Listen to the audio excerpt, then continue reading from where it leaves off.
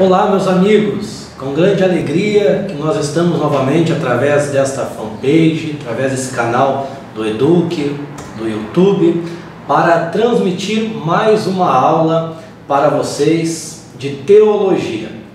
Eu sou o professor André Soares, professor aqui pelo Eduque, Instituto e Faculdade. Nós hoje abordaremos uma disciplina muito interessante e que ajuda muito na interpretação das Sagradas Escrituras. Então eu peço e convido você para acompanhar junto comigo esta aula de Tipologia Bíblica 2. Será uma aula breve, objetiva e de fácil compreensão para todos aqueles que amam e estão estudando teologia. Vale lembrar que o nosso instituto ele oferece cursos de teologia desde o nível básico até o nível superior em teologia. Procure-nos através das redes sociais, dos telefones que estão na nossa rede social e se informe das nossas metodologias de estudo para você aderir também a este grande aprendizado e esta área que é muito interessante, que é a teologia. Vamos para a nossa aula de hoje, nos acompanhe. Na introdução, nós temos aqui uma comparação, uma breve introdução dentro dessa disciplina, mostrando que Jesus, quando ele veio à Terra, ele falou muito sobre o reino de Deus, que o reino de Deus estava perto. O comentarista que coloca que o apóstolo Paulo ele deu ênfase mais à evangelização, ao cumprimento do ID, do que a abordagem do tema Reino de Deus. Tema que Paulo mais aborda, que está dentro da sua teologia, é o Cristo ressuscitado. Essas tradições sobre Jesus continuaram a ser fluídas depois de terem alcançado a forma escrita. Elas transmitem uma rica variedade de imagens teológicas de Cristo, mesclada de maneiras diferentes na história, com a história. Então, quando a gente fala de tipologia, nós estamos falando de imagem, figuras, tipos, símbolos, que nos ajudam a compreender melhor as Escrituras quando nós associamos a realidade, ao antítipo, que nós já explicaremos esse termo para que você possa compreender essa disciplina que muitas vezes é deixada de lado. Porém, quando você passa a conhecer melhor, você compreende melhor as Escrituras. Olha os objetivos da tipologia. Ela propõe questões de imagem em seu religioso.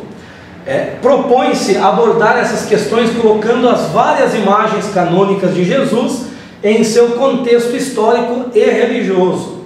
Pretende também estudar imagens de Jesus a partir dos evangelhos, João, Mateus, Marcos, Lucas, também a partir de Atos. Esta disciplina de tipologia 2. A tipologia 1, nós abordamos outras coisas, outros temas dentro dessa disciplina. Pretende-se também estudar a identidade e a identificação da igreja, conceito e as imagens da igreja no Novo Testamento.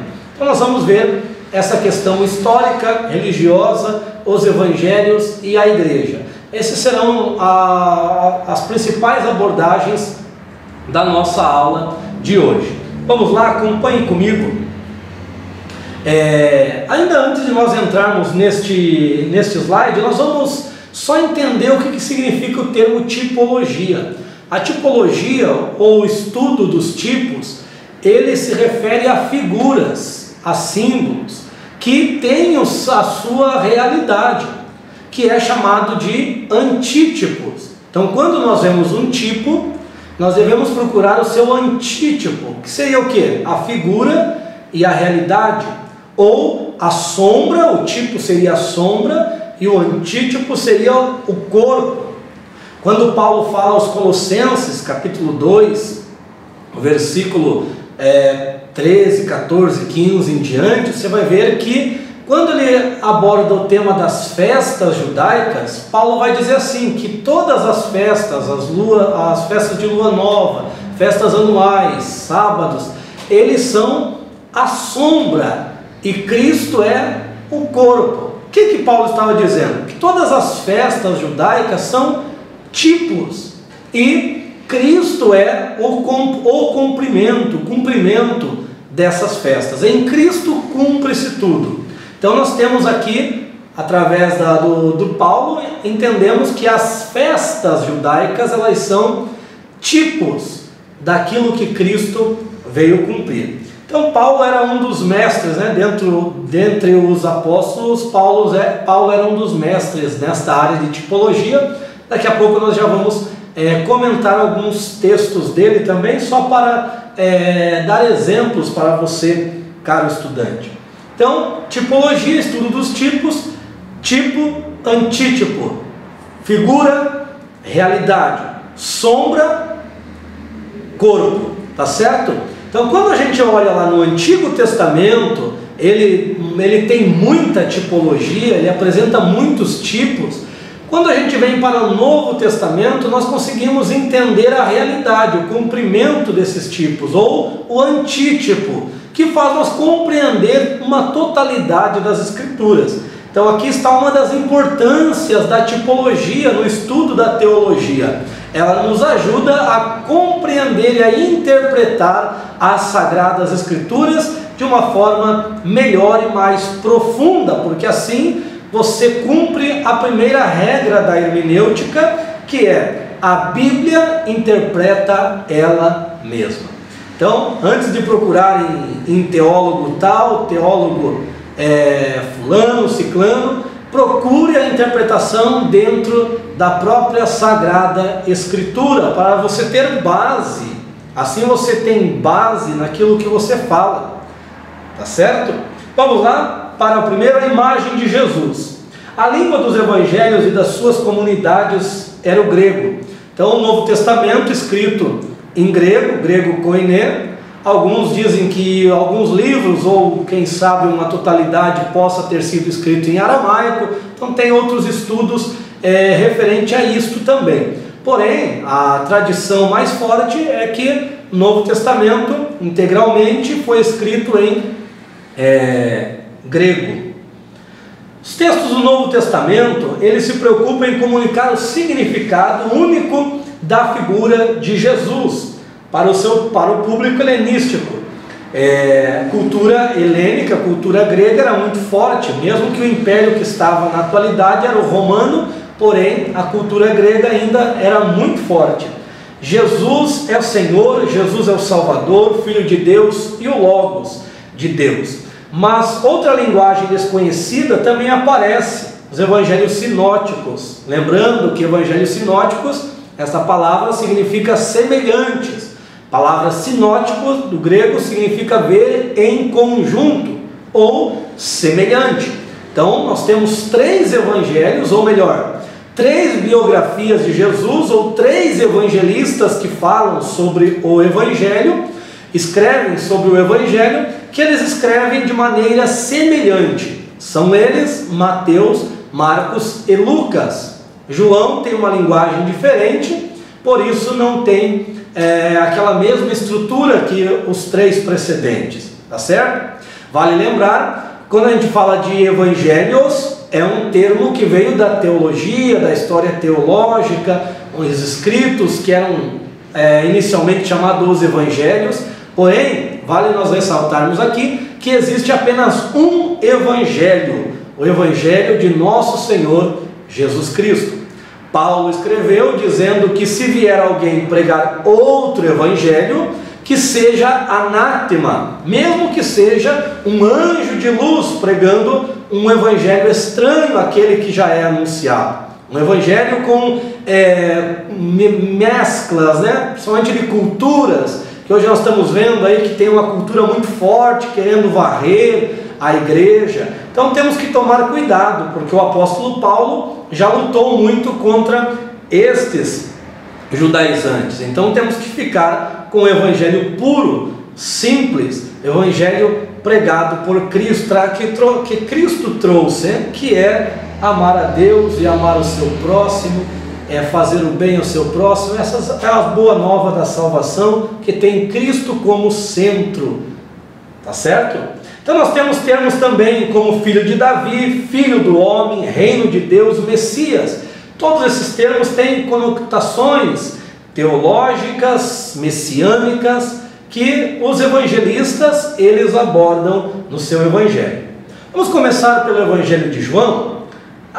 Esse evangelho foi escolhido por primeiro aqui para aparecer pelo fato que ele traz ele escreve de forma atemporal no seu prólogo, porque ele vai dizer assim, que no princípio, ou seja, a criação, tem algumas linhas aqui interessantes, que há dois princípios: o princípio da eternidade, quando Deus cria os céus, todo o seu exército, e há o princípio da biogênese, quando Deus cria a vida aqui na terra. Para introduzir o seu assunto, o evangelista coloca que no princípio era o Logos, e o Logos estava com Deus, e o Logos era Deus, ele estava no princípio com Deus. Fica aí a sugestão de estudo para o caro aluno: pesquisar sobre o Logos na teologia paulina. É um assunto bem extenso, não teríamos tempo aqui para abordar nessa breve aula. Então procure sobre este tema, Logos, e quando foi que surgiu essa palavra, que alguém escreveu sobre ela. Você vai se surpreender com tamanha riqueza do conhecimento que essa palavra traz.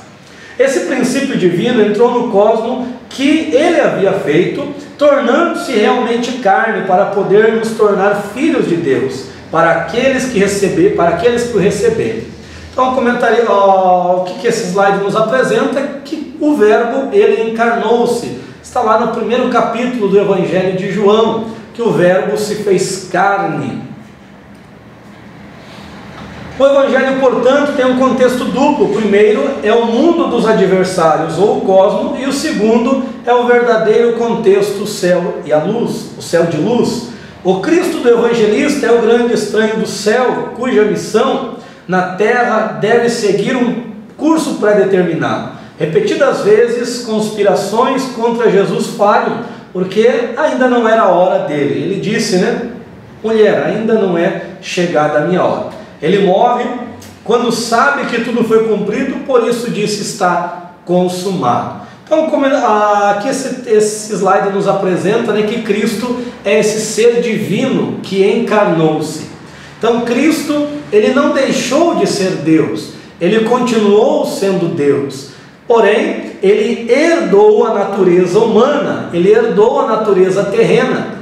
A única coisa que ele deixa é a glória da divindade, os atributos de si mesmo, para assumir esta forma humana. Então Jesus, a teologia bíblica, ou melhor, a doutrina bíblica Jesus é plenamente homem e plenamente Deus. Nem 100% um, 100% outro, 50 um, 50 outro, porque se você vai na matemática, se Jesus era 50% homem e 50% Deus, então ele estava faltando nas duas naturezas. Se vai para 100% e 100%, dá 200%, já foge totalmente da lógica. Então, qual que é a doutrina que você precisa entender claramente? Jesus é plenamente Deus e plenamente homem, está certo? É isto que as Escrituras defendem, que o apóstolo Paulo, o apóstolo João, o apóstolo Pedro, os pilares, dos apóstolos e os profetas do Novo Testamento, eles vão defender. Jesus veio em carne, Jesus é Deus, Jesus é homem. O prólogo termina estabelecendo grandes temas teológicos que irão ser apresentados neste evangelho, que ele é de cima e desce para a história humana, que ele substitui João Batista e Moisés, que ele é rejeitado pelo seu próprio povo e que o acesso ao Pai é exclusivamente por meio dele, visto que somente ele, o Filho, viu a Deus. Temas do evangelho, Jesus veio de cima, é antes e é maior que todos os profetas, ele mesmo disse que ele era antes de Abraão, O próprio João Batista disse que ele era antes de João Batista, mesmo tendo nascido depois, mas ele era antes. Por quê? Ele é o autor de toda a criação, está certo? Partindo disso, nós já pegamos aqui o Evangelho de João, já vimos que é importante colocar algum acréscimo aqui, só para você entender, de tipologia. Todo o Antigo Testamento apresenta os tipos que vão se cumprir em Cristo. Por exemplo, no tabernáculo, que é uma das fontes da tipologia, você vai ver 4 cores básicas. E uma das cores, cada uma das cores representa um evangelho. Na face dos querubins, você também vai ver 4 faces, e cada um representa um evangelho. Por quê? Cada escritor apresentou uma das faces do ministério de Cristo. Então, no Evangelho de João, nós temos a cor azul celeste, que é a cor que representa Deus. Por quê? João escreve mostrando Jesus como Deus. E também na face dos querubins nós teríamos como águia, porque a águia também representa a divindade, a Deus. Ele mesmo disse que guiou o povo no deserto como as águias fazem com seus filhos. Então, na tipologia nós já temos que a cor azul celeste e o rosto de águia, eles tipificam o Evangelho de João, que apresenta Jesus como Filho de Deus. Já o Evangelho de Lucas apresenta Jesus como Filho do homem. E o rosto do querubim, que representa isso daí, é o rosto de homem. E a cor dessas 4 cores basilares que estarão em todo o Antigo Testamento é o linho branco, que representa a natureza humana. Então, dentro da tipologia, nós temos o Evangelho de Lucas mostrando Jesus como Filho do homem, rosto de homem, cor branca, que é a representação de humanidade. Então, Lucas ele escreve de forma, vamos dizer assim, científica. Ele é um historiador, ele é um cientista, ele vai fazer uma investigação, ele vai pesquisar sobre os eventos e vai colocar tudo ordenadamente, em ordem cronológica. Isso se encontra no início do Evangelho. Jesus é o foco do Evangelho, a carreira da Igreja Apostólica, nós vamos ler em Atos, pegando principalmente Paulo, né? Lucas de fato apresenta uma história não da carreira de Jesus em si, mas da salvação, de como o Espírito Santo definitivamente entrou na história, né, por meio de Jesus, e daí passou de Cristo ressuscitado para a sua igreja. Que nesse Evangelho nós vemos escrito que a sombra do Altíssimo cobriria Maria e ela conceberia. Então nós vemos aqui o Espírito Santo em atuação também. Lucas apresenta assim explicitamente Jesus como modelo ético e mestre para os seus discípulos. Assim como Jesus prega o reino de Deus, cura e tem autoridade sobre os demônios, mesmo acontece com seus seguidores. É interessante notar aqui que o Evangelho de Mateus ele foi escrito para os judeus, então terá muitas bases do Antigo Testamento, dos profetas. Ele vai ser cauteloso em usar isto para provar que Jesus é o Messias. Já Lucas escreve para gregos, povo gentílico, e um povo que tem na sua cultura o interesse pelo homem virtuoso, o homem perfeito. E Lucas vai apresentar exatamente Jesus como o homem perfeito. Perdão, eu adiantei aqui o Mateus, né? João vai escrever para a igreja, então ele vai apresentar Jesus como Filho de Deus, está certo? E vai escrever de forma espiritual. Já Lucas vai escrever para os gregos, e ele vai apresentar Jesus como o homem perfeito. Agora sim, Mateus vai escrever para os judeus, e como ele escreve para os judeus, ele vai ter que apresentar Cristo como sendo, ou melhor, Jesus como sendo o Messias, aquele que foi profetizado através de vários profetas e prometido no Antigo Testamento.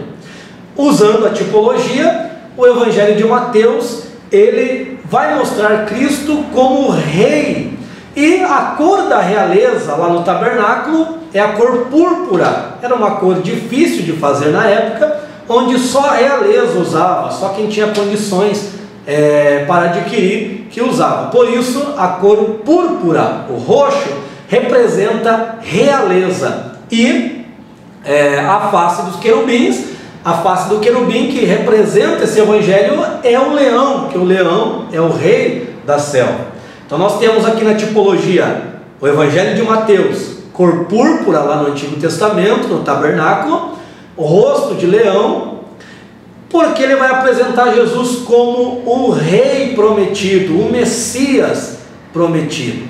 Vamos lá? Então o Evangelho de Mateus vai começar com genealogia, mostrando que ele é da linhagem de Davi e de Abraão também. Mateus constrói sua história, grande parte em torno de citações selecionadas de Isaías, Jeremias, profetas menores e salmos, textos proféticos que falam de Jesus. Ele vai pegar esses textos e aplicar a Cristo para provar a messianidade de Cristo.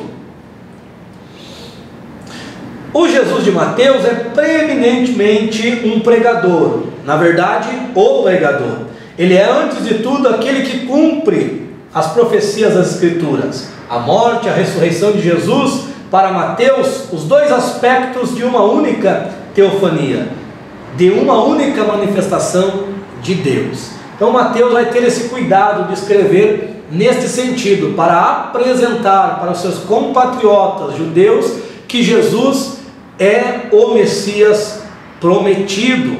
Tá certo? Vamos para o Evangelho de Marcos, usando aqueles contextos de tipologia que logo eu vou recapitular com vocês. Usando aqueles contextos de tipologia, o Evangelho de Marcos é a cor carmesim, que o Evangelho de Marcos vai apresentar Jesus como servo sofredor. Na face do querubim, a face que representa o Evangelho de Marcos é a face de boi, que o boi era um dos sacrifícios que era apresentado em holocausto e também representa trabalho, serviço. Então nós temos aqui as 4 cores que apontavam para o Evangelho. Nós temos as 4 faces que apontavam para a totalidade do Evangelho. Essas cores, onde que eu encontro? Você vai ver lá em Êxodo 25, essas cores estavam na entrada da porta do tabernáculo. Ou seja, para você ter acesso ao altar de sacrifícios, você precisaria passar e ver essa porta que tinha essas 4 cores. Aí já nos lembra que o Evangelho é a porta para a salvação.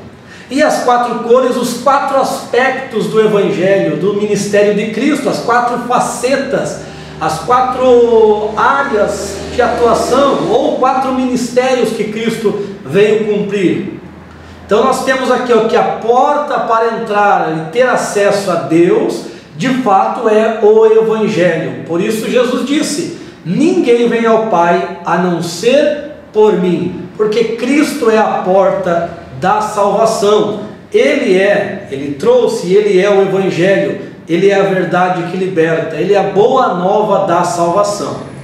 Pedro disse que não há nenhum outro nome para que se haja de buscar salvação, nem no céu nem na terra, a não ser o nome de Jesus Cristo. Isto está em Atos capítulo 4, versículo 12.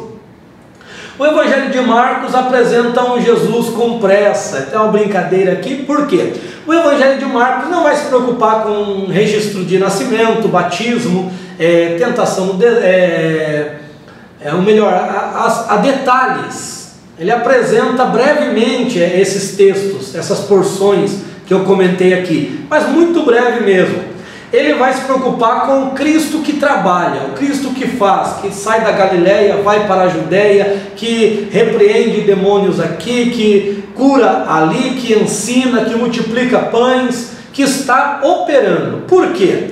Porque Marcos vai escrever para romanos, e os romanos, eles eram amantes do serviço, construíram um império muito fortalecido, porque eles valorizavam o trabalho.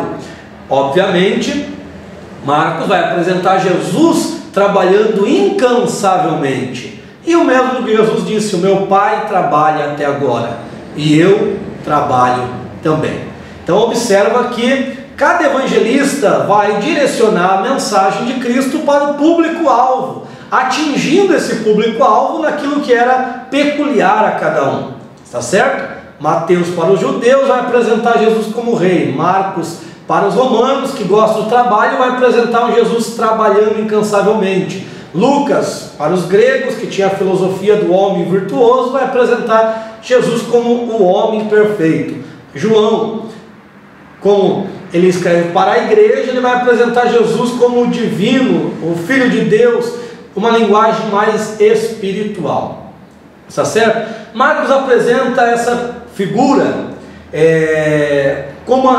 como essa figura comandante. Geralmente é a conjunção com o termo não explicado de outra forma, Filho do Homem.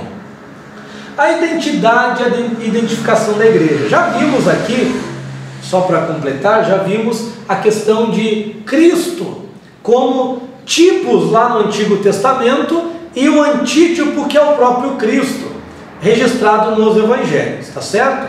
Vimos o tabernáculo, também os querubins, são dois exemplos. Existem inúmeros exemplos no Antigo Testamento que apontam para Cristo.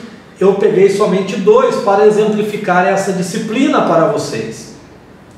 Vamos ver a identidade e a identificação da igreja. A estrutura abrangente para uma compreensão apropriada da igreja é a nova criação escatológica de Deus. De acordo com a mensagem de Jesus, a reunião do povo de Deus está fundamentada na vinda do reino de Deus em sua pessoa.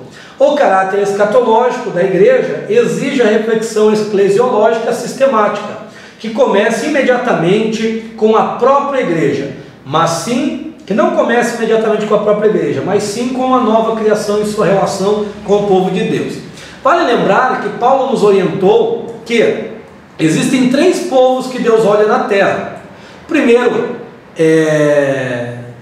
nações. Segundo, Israel. Terceiro, a igreja. Quando ele diz em 1 Coríntios 10:32, não porteis de escândalo nem para gentios, nem para judeus e nem para a igreja de Deus.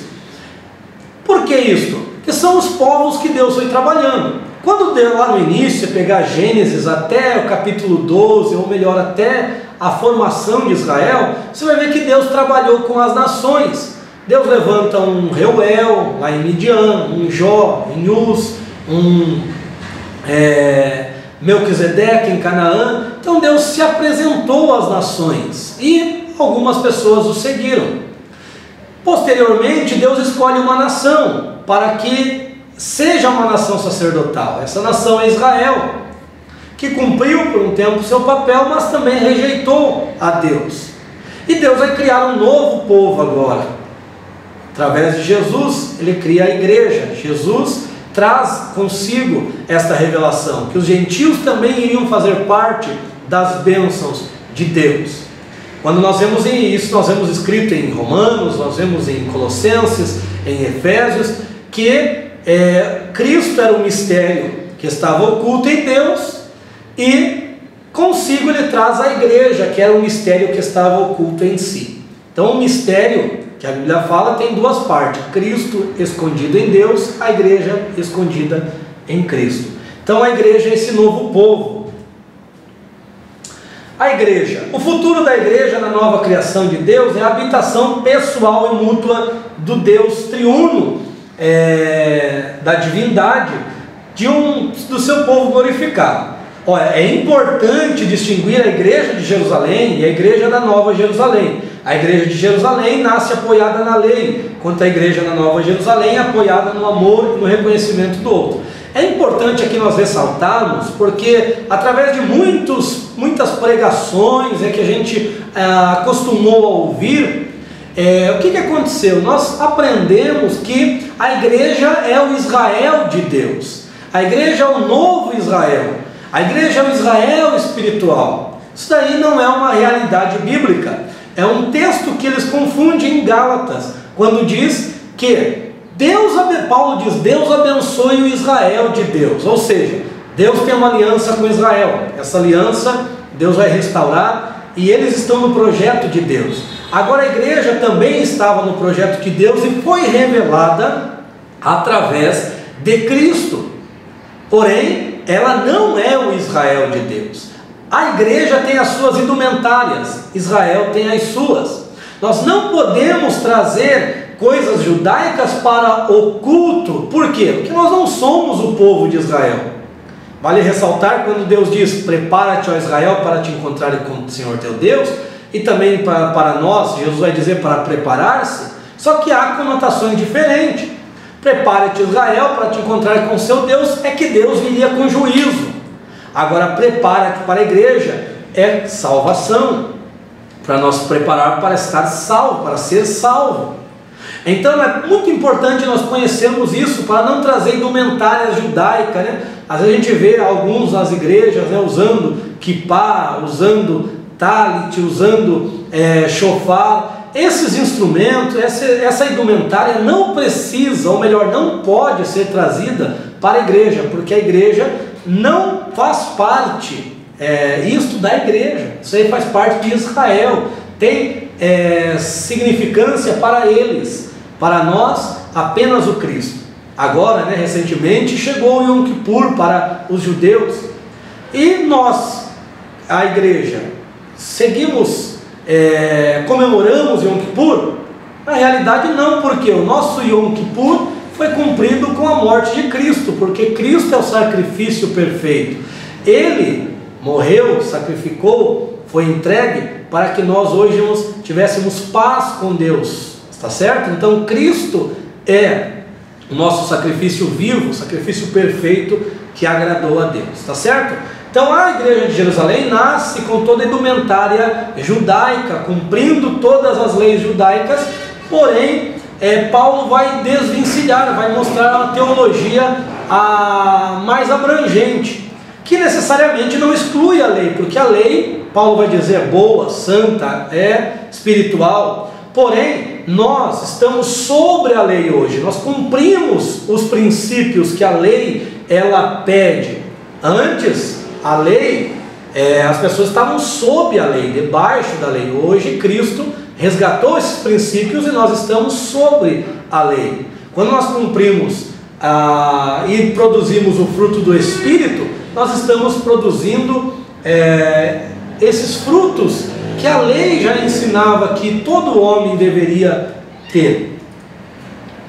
A igreja como povo de Deus, a igreja de Jerusalém, denominada como comunidade, chama-se, a palavra do grego é eclesia, né? Essa palavra eclesia, tirados para fora, uma palavra comum usada entre os gregos. Então, nós vamos ver algumas imagens da igreja que são usadas no Novo Testamento. Por exemplo, quando Jesus diz que nós somos o sal da terra, ou seja, nós temos que ser aquele que dá equilíbrio, né, a essa terra. O sal ele tem que ser equilibrado, moderado.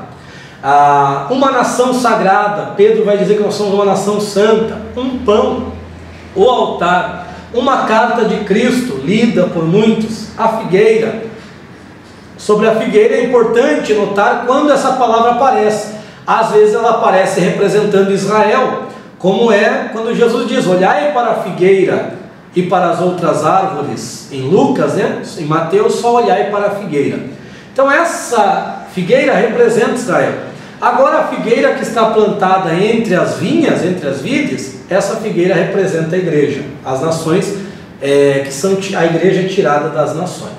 A circuncisão, nossa circuncisão é do coração, Paulo aborda esse tema. Peixes e rede de pesca, está nas parábolas. Virgens por causa da pureza, santidade, e ramos de videira, né? Nós somos os ramos e Jesus é a videira verdadeira. Esses temas aqui você pode aprofundar o seu conhecimento. E nós temos a igreja em um contexto universal. Então nós temos duas igrejas, a igreja local e a igreja universal. A igreja local é aquela que você faz parte, aquela que é chamada de denominação, aquela que é chamada de comunidade. É a igreja que você se reúne alguns dias da semana para ter comunhão com os seus irmãos e aprender da palavra de Deus. Esta é a igreja local. Mas há a igreja universal, que os membros da igreja universal também pertencem a uma igreja local. A igreja universal é a igreja mística, a igreja espiritual, a igreja de todos os tempos, todas as eras. A igreja universal é a igreja que compõe o corpo de Cristo em todos os lugares da terra, em todas as épocas. Essa igreja vai se juntar em uma grande assembleia quando se der o arrebatamento. Meus amigos, esta foi a nossa aula de Tipologia Bíblica 2, onde nós vimos o Cristo representado ali nos evangelistas e as suas tipologias lá do Antigo Testamento, onde vimos também a figura da igreja, ou melhor, as figuras da igreja. Vale lembrar que Paulo, como eu falei que ia comentar, capítulo 3 e 4 de Gálatas, ele usa ali tipologia, quando diz que Agar, ela gerou filhos escravos, mostrando que a lei gerou a escravidão, e Sara gerou filhos livres, mostrando que Sara é a nova aliança. Ele faz a representação também de Agar sendo a Jerusalém terrena e Sara a celestial. A terrena está na terra, não muda, não vai para outro lugar, mas a celestial ela é livre, ela pode se locomover, tá certo? Paulo também faz uma tipologia no capítulo 7 de Romanos, quando ele vai falar do adultério espiritual, quando ele coloca a figura do casamento para mostrar um adultério que na realidade é espiritual, está certo? Então este foi o nosso tema de Tipologia Bíblica 2. Convido você para aprofundar o seu conhecimento dentro deste tema, que é muito interessante, há muitos tipos e te ajudarão na interpretação bíblica, e também a conhecer os nossos cursos aqui do Instituto Eduque. Temos curso de nível básico, nível médio e superior em teologia, credenciado pelo MEC, dando o título e o grau de teólogo. Venha conhecer a nossa metodologia, eu tenho certeza que você irá gostar da dinâmica, da didática que apresentamos aqui. Muito obrigado pela sua participação nessa aula, que Deus te abençoe.